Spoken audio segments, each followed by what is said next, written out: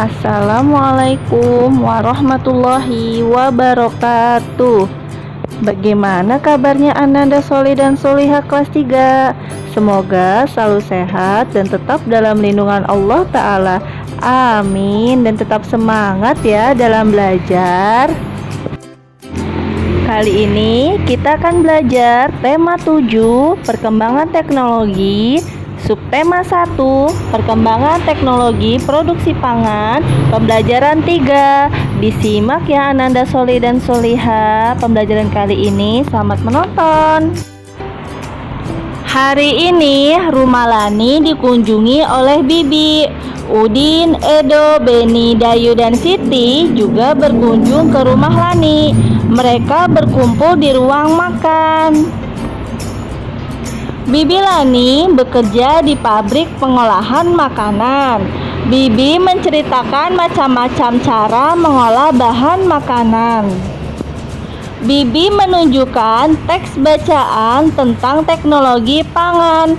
Udin, Edo, Beni, Dayu, Siti, dan Lani membaca bersama-sama. Mari membaca teks berikut dengan judul Hasil Teknologi Pangan. Manusia butuh makanan terus-menerus. Bahan makanan yang diperlukan berasal dari hasil panen. Panen terjadi pada waktu tertentu saja. Oleh karena itu, dicarilah cara agar makanan dapat bertahan lebih lama. Agar makanan selalu tersedia, manusia mulai menggunakan teknologi pangan.